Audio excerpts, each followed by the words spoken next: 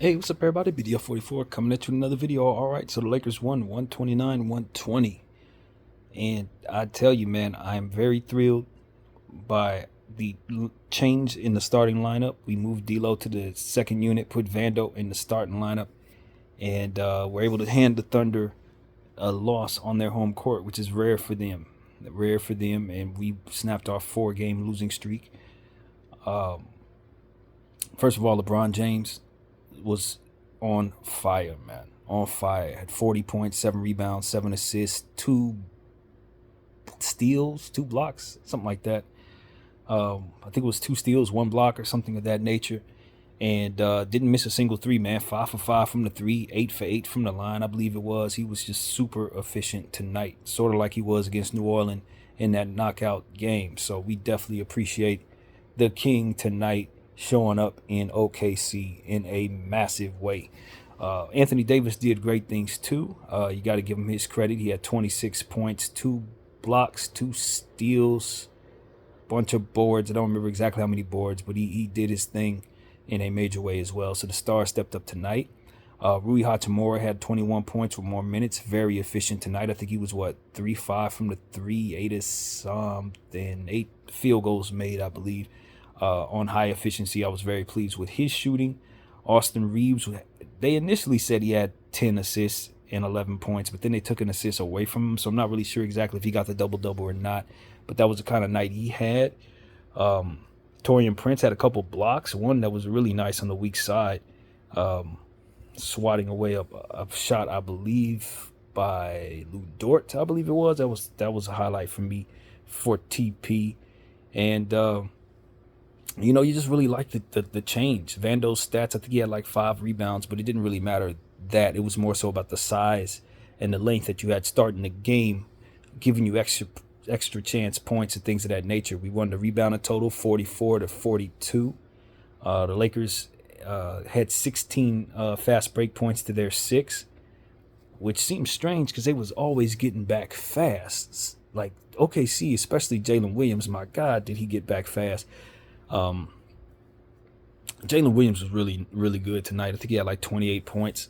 Of course, SGA had 34 points, the quietest 34 points you'll ever see. I can't fathom how he actually had more field goals than Jalen Williams. That's the thing. Looking at the stats, I'm like, are you serious? How the heck did he play better than Jalen Williams when Jalen Williams seemed to be hitting every single shot imaginable? It just seemed like every time you look up, Jalen Williams was doing something for the OKC Thunder. And if I'm being real with you, I barely remember SGA doing anything. And SGA still walks out of there with superstar numbers. That just tell you what type of year he's having. This was an off game for that dude, in my opinion. Watching it to the eyesight, it was an off night. And he walks out of there with 34. So, yeah, it speaks to the talent they have there. Chet Holmgren, I think, walked away with like 19 points, 10 rebounds, several blocks. But we were able to overcome them with just fantastic shooting. The Lakers shot 50% from the three, 52% from the field, over 83% from the free throw line. I mean, we were hitting everything, man. We couldn't miss out there. And the majority of the game, we were up by a lot until the fourth quarter, where they kind of made it an interesting game. We started coughing up that lead quite a bit, but I don't think they ever got it any closer than 8. And a lot of it had to do with just LeBron James and just our overall passing game. I thought our passing game was really nice. I think our team walked away with like 37 or 38 assists. They said that was a season high for our team. I think they said 38 was a season high, but when I looked at the stats on NBA.com, it said we had 37. So I'm not really sure. The stats are still trying to trickle in as we speak. But all in all, this was just a very, very good game for the Lakers. I thought the rotations were better. D'Lo was not relied upon and shot more efficiently because of it. I think he walked out of there with like 15 points. Didn't really contribute in other areas too much, but like I said, we got away from him for the betterment of what's been going on there. And I just thought that we looked good there. Austin Reeves and D'Lo looked a little better coming off the bench. They kind of gave us a different look. And usually we have struggles with that from the defensive end, but tonight I felt like we were really ready to go in regards to using those guys off the bench and going well for that bench unit. And so you got to give credit to Darvin Ham, man. Got to give credit to Darvin Ham. He gave the team a different look. It put the size on the floor necessary to start the game, give us a better start. We ran it all the way up to 26 and gave ourselves the type of cushion that allowed us to withstand the comeback. If we wouldn't have had a lead that big, this would have been a loss. And so you just want to get out to better starts, man. I wish we could have made this switch a long time ago. Obviously, Vanderbilt is only now just getting healthy. But you got to give credit to the LA Lakers for adjusting to that lineup change in a positive way and just going completely at the OKC Thunder. And LeBron James he was LeBron James, man. What can I say? 40 points, 5 of 5 from the three, 8 of 8 from the free throw line. He just could not miss, man. He could not miss. And he was getting the 50-50 balls, taking on punishment. I thought AD did a fantastic job being physical out there, also taking punishment. We just really played a strong basketball game, a together basketball game. And the playmaking was there, man. And I tell you guys, LeBron James' triple-double had been evident. We'd been getting high assists from him, but it just wasn't leading to any success. And I knew why, and it's because he's one of our best, if not our very best scorer. And the problem that the Lakers have had is scoring, offensive side of the ball. So if he's doing more to contribute to the scoring, we are going to be a much better basketball team because he can get, he can pass the ball around and be unselfish, but it's not necessarily translating to us scoring as much as we'd like it to be. So when he's thinking getting high points, we're going to go far. Now, normally he attempts this many shots anyway. We just don't usually have him be this efficient from both the three and the line. So I think the numbers are probably skewed from the fact that he was just so efficient tonight. But nevertheless, we love that, and we are happy to have finally gotten in the win column for a change. The first win we've had since the championship game of the IST. And so, yeah, man, couldn't be more happy. It ain't much to complain about when the Lakers are playing this well. We did make it a little close there. We were getting a little close to more or less finding ourselves in positions to kind of give that lead back. It got a little scary, but OKC could never quite get it together. They were really missing Josh Giddey out there, and it helped us. It helped us quite a bit. Kendrick Williams played well off the bench, but Isaiah Joe was particularly cold, and that was somebody they were really counting on to step up for them. Yeah, man, I'm just glad this game was over. To be honest with you, if we would have had another quarter, it might have gotten a little closer, because OKC was not letting up at all. And Jalen Williams, I mean, that dude was a thorn in our side. I know we won by a lot, but he was really, really testing our patience out there, just continuing to get to the loose balls and get down the court easily, get to the line, stuff like that. He was everywhere, man. I call him Baby Magic Johnson for a reason, and he was out there looking like it tonight. One thing I can say is the officials irritated me quite a bit in that fourth quarter. They did not hesitate to call late calls. Well, I guess they were hesitating. I guess that's what I would say. They would seem like they were waiting for us to get rebounds in order to call fouls. You know what I mean? It's like, oh, did they miss the shot? The Lakers got the ball. Okay, let's call the foul. It was 2 or 3 late calls in a row that just really were evident to me. But we withstood that, and I'm proud of my team for not losing their cool there, because it was getting a little crazy for a minute. But all in all, tough physical game, intensity brought to the table, 40 points from Bron James, AD and Bron assisting with the defense in a high level. The team just played together very well. Assists were made all over the place, and we took care of the ball pretty well too. I don't remember exactly what our turnovers were, but I think it was 9 of 9.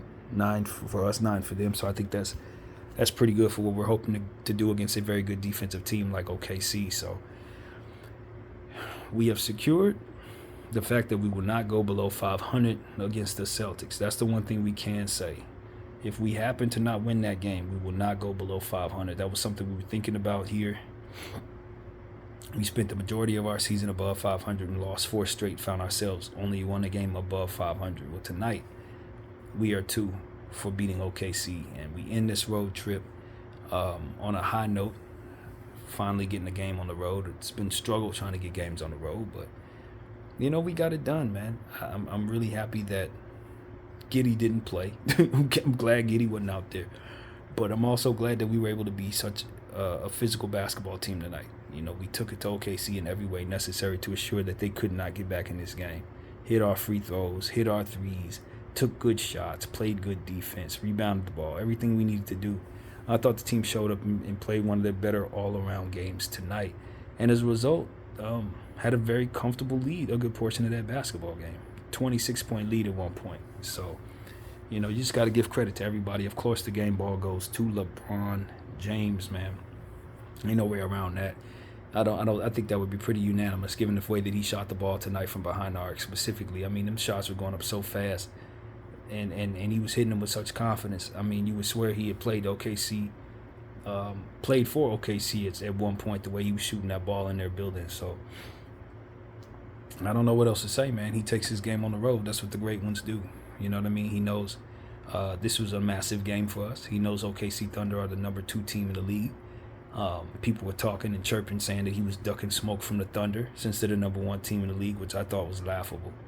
And he's back in action, man, playing his best ball, hitting the 3 ball the way we need him to. All he needed was 1 day's rest to get back to his regular self, and I'm glad he did it because we were better for it being fresh out there tonight. Now we got to talk about Gabe Vincent. I mentioned it in the halftime video, and I'm gonna mention it now, man. He's gonna be missing for 6 to 8 weeks with a knee. I guess they found inflammation in the knee, thinking he was going to be able to come back, and it started swelling up again. So now it looks like he's going to opt for surgery that's going to keep him out for that length of time.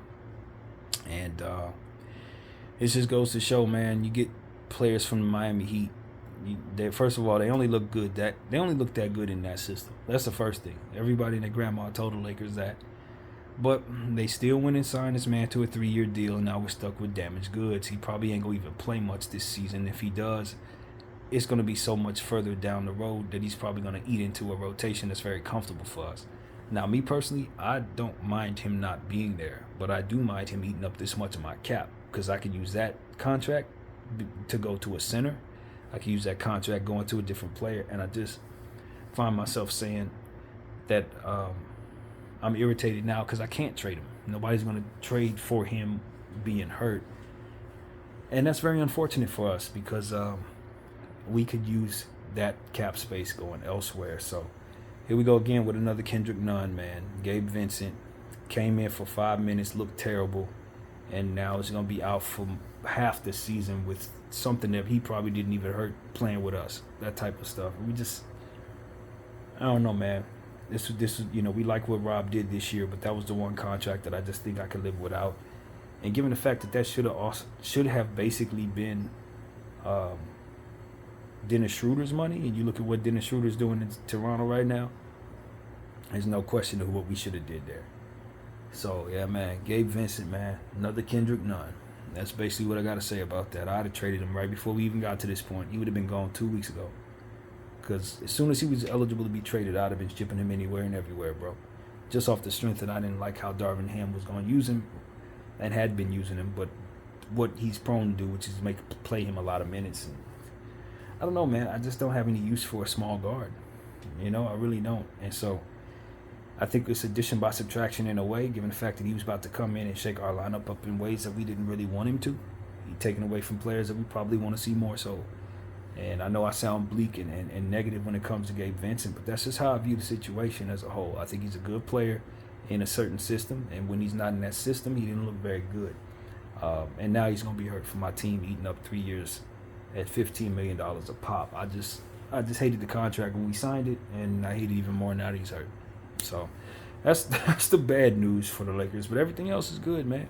Everything else is good. We got the win we needed.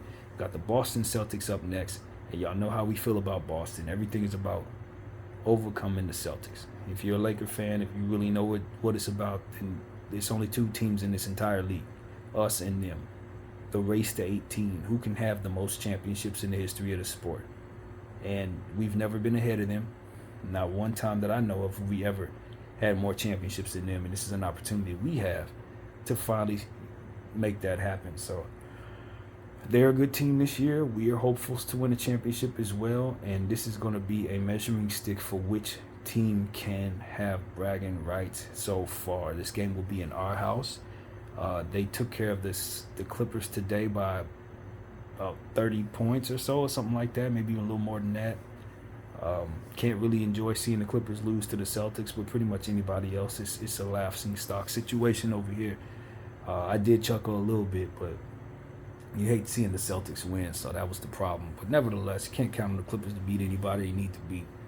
Not when it matters most. And that's what happened today. They let the Celtics come in and mow them down. Kawhi Leonard found a way to miss the game. That kind of thing. Happy to see it, not happy to see it at the same time. It is what it is. But we got to take care of the Boston Celtics. They got a really, really fantastic team this year. I imagine Porzingis will be available for that game, although he's been hurt as of late. I'm pretty sure he'll be back. JT Money, Derek White having a career year. The $300 million man, Brown, will be down there. And, we know what it is. We know what it is with the Celtics. It's never going to be anything other than a mutual hate. And, that's what it's all about. It's us and them. All these other teams are just sideline characters as far as I can tell. These are the only two teams in the league for real. And we got to come together and find a way to send them home losers. And so that's really what it's about, man. But for now, we took care of the OKC Thunder. And this was a good line situation. Making that change was fantastic. We're happy that Darvin did it. Hopefully he won't hesitate to do it again. The less we have to lean on D'Lo, the better. And I thought we looked like a much more fast, stronger, powerful team out there with him not in that starting lineup. And so hopefully we'll keep that change going. Hopefully it'll have the same result.